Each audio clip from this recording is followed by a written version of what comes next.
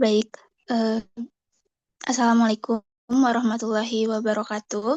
Sebelumnya, terima kasih kepada yang terhormat Bapak Saifuddin Rahmatullah MSI, selaku dosen mata kuliah biokimia yang telah mempersilahkan kami, kelompok 7 kelas 6C, akan mempresentasikan materi mengenai enzim bagian reaksi, aktivitas, dan klasifikasi.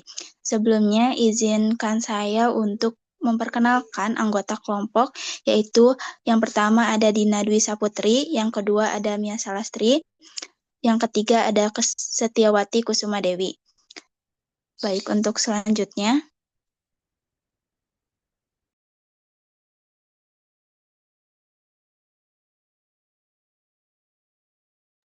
pembahasan mengenai materi enzim pada kali ini akan membahas mengenai reaksi, aktivitas, dan klasifikasi. Di next. Sebagai pendahuluan, di sini materi enzim itu tidak lagi asing bagi kita karena tubuh kita atau sistem metabolisme tubuh kita itu selalu dibantu oleh yang namanya enzim. Pengertian enzim tersendiri, enzim adalah protein yang mengkatalisis reaksi-reaksi biokimia. Enzim juga biasanya terdapat dalam sel dengan konsentrasi yang sangat rendah, di mana enzim atau mereka dapat meningkatkan laju reaksi tanpa mengubah posisi kesetimbangan, yang dimana artinya baik laju reaksi maupun laju reaksi kebalikannya dapat ditingkatkan dengan kelipatan yang sama. Nah, kelipatan ini biasanya berada di sekitar 10 pangkat 3 sampai 10 pangkat 12 kali lebih cepat. Untuk selanjutnya, ada materi mengenai reaksi yang akan disampaikan oleh Dina. Kepadanya dipersilakan.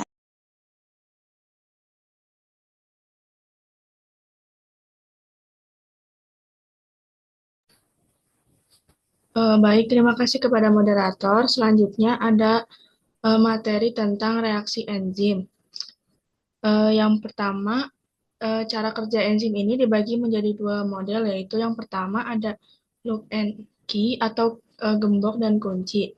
Jadi menurut teori kunci dan gembok ini terjadinya reaksi antara substrat dengan enzim karena adanya kesesuaian bentuk ruang antara substrat dengan situs aktif atau active site dari enzim, sehingga sisi aktif enzim cenderung kaku. Bisa dilihat di gambar ya, ini sebagai substrat dan yang gemboknya ini sebagai active site.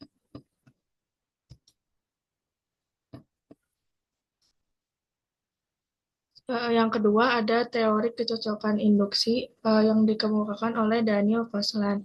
Menurut teori kecocokan induksi, reaksi antara enzim dengan substrat berlangsung karena adanya induksi substrat terhadap situs aktif enzim. Sedemikian rupa sehingga keduanya merupakan struktur yang komplement atau saling melengkapi.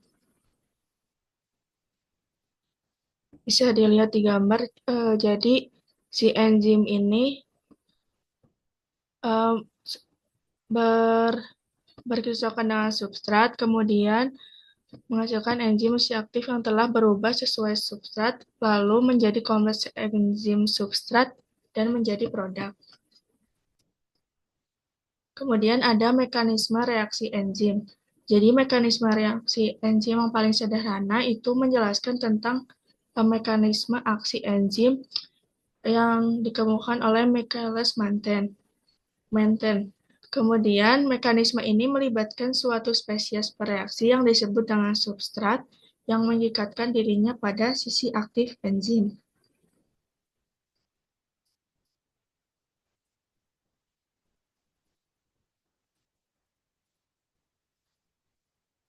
Kemudian, hasilnya ini terbentuk kompleks enzim substrat atau ES.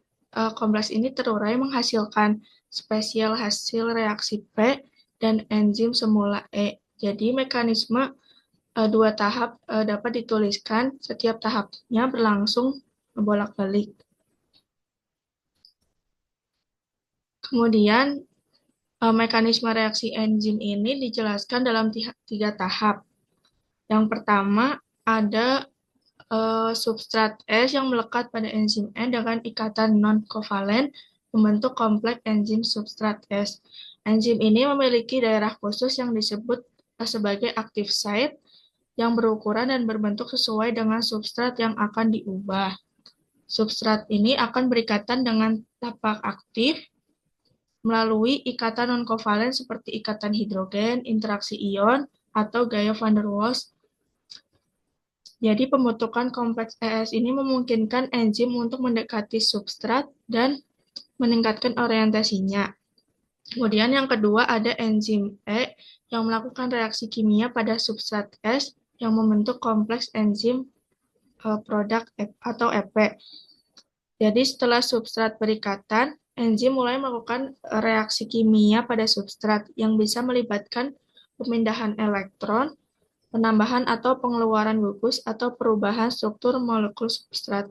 Kemudian yang ketiga ada produk atau P yang meninggalkan tapak aktif enzim E dan enzim E tersebut siap melakukan proses yang sama pada substrat S yang baru. Jadi pada proses yang ketiga ini, produk akan meninggalkan tapak aktif enzim. Enzim ini akan kembali ke bentuk aslinya dan siap untuk mengikat substrat baru dan memulai siklus reaksi lagi. Enzim ini tidak mengalami perubahan permanen selama proses, dan ini menegaskan sifatnya sebagai katalis yang tidak digunakan atau dikonsumsi dalam reaksi. Bisa dilihat pada gambar ya. Jadi si mekanisme reaksi enzim ini bekerja dengan cara menempel pada permukaan molekul zat-zat yang bereaksi untuk kemudian mempercepat proses reaksi. Secara lebih jelas, enzim ini bekerja dengan cara menurunkan energi keaktifan yang dengan sendirinya akan mempermudah terjadinya reaksi, sehingga akan mempercepat jalannya reaksi. Kemudian enzim ini bekerja secara spesifik, dengan kata lain, setiap jenis enzim hanya dapat bekerja pada satu jenis senyawa atau reaksi kimia tertentu. Kemudian kerja enzim ini dipengaruhi oleh beberapa faktor. Yang pertama ada suhu, kemudian pH, kemudian ada kofaktor dan inhibitor. Tiap enzim ini memiliki suhu dan pH atau tingkat keasaman yang berbeda-beda yang disebabkan karena strukturnya juga berbeda.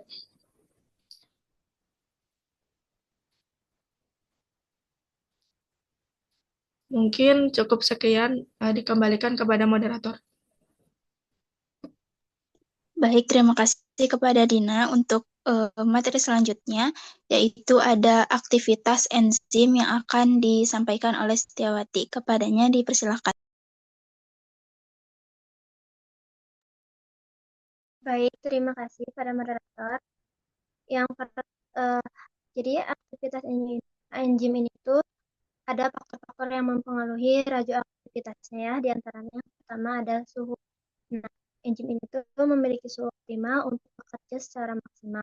Nah, pada suhu yang rendah, tumbukan antara enzim dan substrat itu jarang terjadi gitu ya, sehingga reaksinya berjalan lambat. Nah, ketika suhu meningkat, laju reaksinya juga meningkat hingga mencapai suhu optimal. Namun, jika suhu melebihi batas optimal, enzim akan mengalami denaturasi, yaitu kerusakan struktur protein yang menyebabkan hilangnya fungsi enzim secara permanen. Kemudian yang kedua ada pH. Nah, setiap enzim ini memiliki pH optimal yang berbeda gitu ya, tergantung pada tempat kerjanya di tubuh. Nah, pH yang tidak sesuai ini itu dapat menyebabkan perubahan bentuk enzim, khususnya di situs aktif. Nah, sehingga enzim itu kehilangan kemampuannya untuk mengikat substrat. Nah, contohnya itu pepsin bekerja pada pH asam di daerah lambung. Kemudian amilase pada pH netral di mulut dan lipase pada pH basa di usus halus. Boleh Dina?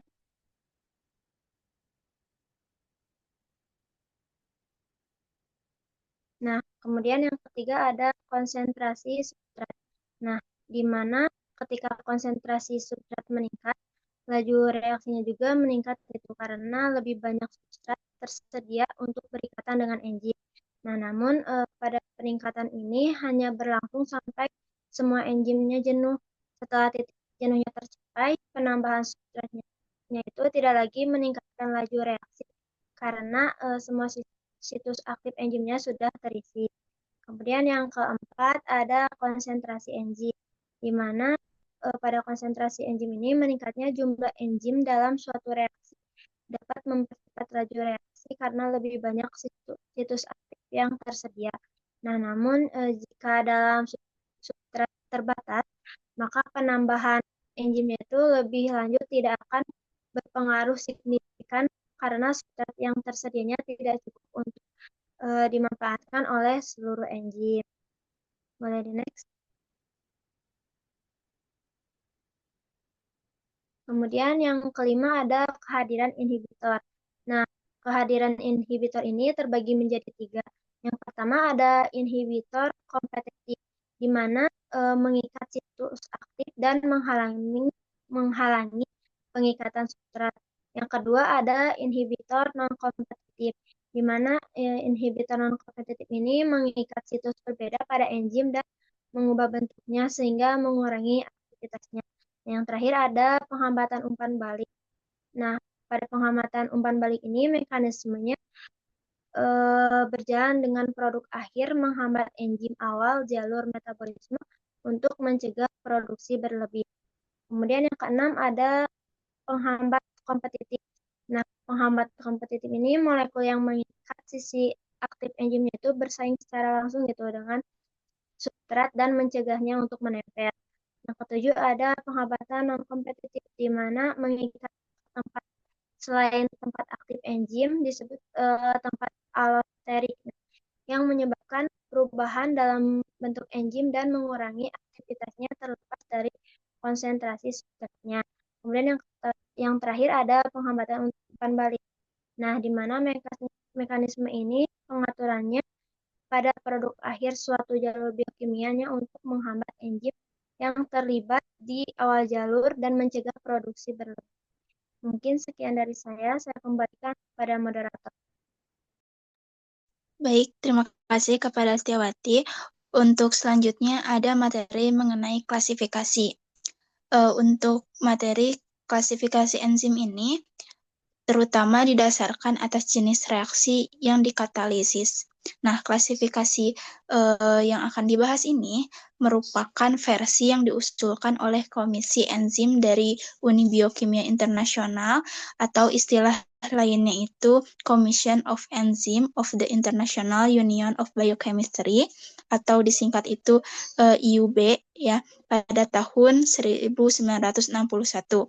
Komisi ini atau komisi tersebut itu mengusulkan atau mengklasifikasikan tata nama enzim. Nah, jadi menurut Komisi IUB, enzim ini atau setiap enzim ini terdiri atas kode yang terdiri atas 4 angka, di mana 4 angka pertama tersebut menunjukkan kelas utama atau tata nama enzim itu ada 4 angka. Nah, 4 angka pertama di depan itu menunjukkan kelas utama dari enzim.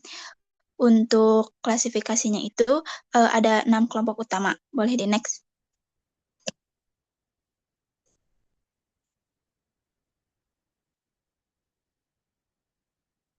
Nah, untuk kelompok yang pertama itu ada kelompok oksidoreduktase. Nah, enzim oksidoreduktase ini merupakan enzim yang mengkatalis reaksi oksidasi atau reduksi suatu bahan, di mana di dalam golongan enzim ini terdapat 2 macam enzim. Yang paling utama yaitu oksidase dan dehidrogenase.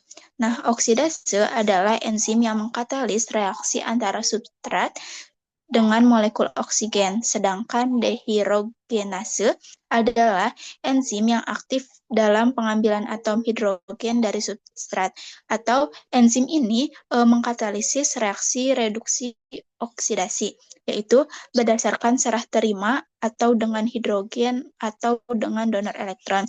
Jadi di mana enzim ini salah satu substratnya, jika ada donor proton, hidrogen, atau donor elektron, reaksinya nanti akan terjadi oksidasi dan reduksi seperti itu. Untuk kelompok enzim yang kedua itu ada transferase, di mana enzim transferase adalah enzim yang ikut serta dalam reaksi pemindahan atau transfer suatu radikal atau gugus, atau juga enzim ini yang mengkatalis reaksi transfer pemindahan gugus dengan bentuknya di sini ada A mengikat gugus X ditambah dengan B. Jadi si X-nya itu dari gugus X-nya itu ditransfer ke A ke B. Jadi hasilnya itu A tambah B seperti itu. Jadi dari X-nya pindah A dari X-nya pindah menjadi A dengan B seperti itu. Boleh di next. Untuk kelompok enzim yang ketiga ada hidrolase. Enzim hidrolase merupakan kelompok enzim yang sangat penting dalam pengolahan pangan, yaitu enzim yang mengkatalis reaksi hidrolisis suatu substrat atau pemecahan substrat dengan pertolongan oleh molekul air, yaitu pada reaksi seperti C dengan C, C dengan N, C dengan O, dan ikatan lainnya. Enzim-enzim yang termasuk dalam golongan hidrolase ini diantaranya itu ada amilase, invertase, selulase, dan sebagainya. Jadi golongan hidrolase ini adalah enzim yang mengkatalis reaksi dari hidrolisis. Seperti itu. Untuk golongan yang keempat ada liase. Enzim golongan liase ini adalah enzim yang aktif dalam pemecahan atau pemutusan, tapi kelompoknya bukan hidrolitik atau hidrolisis, jadi tidak dengan air seperti itu. Kalau tadi hidrolase itu dengan air, kalau liase ini tanpa air seperti itu. Pada ikatan C dengan C, C dengan N, C dengan O, dan ikatan lainnya yang menyisakan atau menghasilkan ikatan rangkap 2 atau penambahan gugus pada ikatan rangkap 2. Boleh di next. Untuk kelompok selanjutnya ada isomerase, di mana enzim isomerase merupakan enzim yang mengkatalisis reaksi perubahan konfigurasi molekul dengan cara pengaturan kembali atom-atom substrat, sehingga dapat dihasilkan molekul yang baru yang merupakan isomer dari substrat atau dengan perubahan isomer posisi, misalnya seperti merubah aldosa menjadi ketosa, atau isomerase itu merupakan perubahan susunan geometris spasial pada suatu molekul, atau juga isomerase ini merupakan perubahan susunan geometris seperti yang tadinya cis menjadi trans atau dari posisi positif menjadi negatif. Nah, yang terakhir ada kelompok ligase atau sintesa, di mana enzim ligase ini merupakan enzim yang mengkatalisis reaksi penggabungan dua molekul atau pembentukan ikatan-ikatan tertentu menjadi molekul yang lebih besar. Nah, misalnya seperti pembentukan ikatan C dengan C, C dengan O, dan C dengan S dalam biosintesis. Nah, koenzim A serta pembentukan ikatan CN itu dalam sintesis glutamin. Boleh di next. Ini ada versi singkatnya ya, klasifikasi enzim berdasarkan IUB tadi atau International Union of Biochemistry.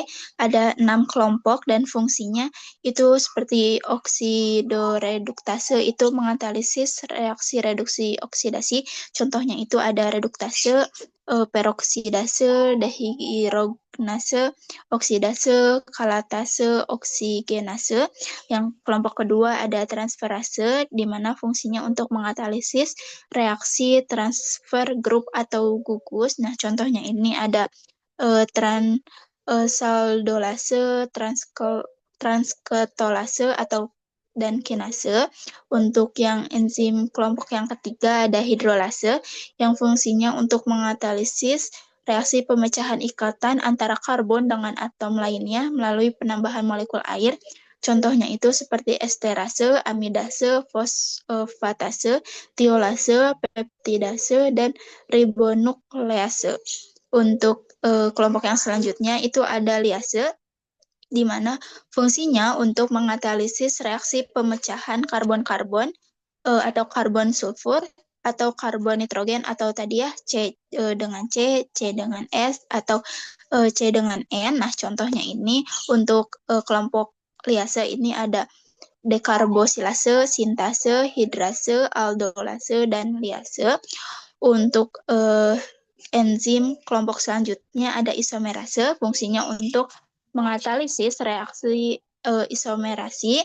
Contohnya itu ada isomerase, mutase, dan rasemase, dan epimerase.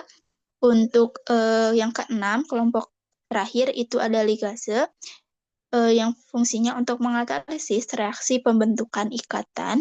Contohnya itu ada sintetase dan karboksilase. Baik, boleh di next. Baik, terima kasih. Selesai pemaparan materi dari kami kelompok enzim. Mohon maaf bila terdapat banyak kekurangan. Kami ucapkan terima kasih dan mohon maaf. Kami tutup. Assalamualaikum warahmatullahi wabarakatuh.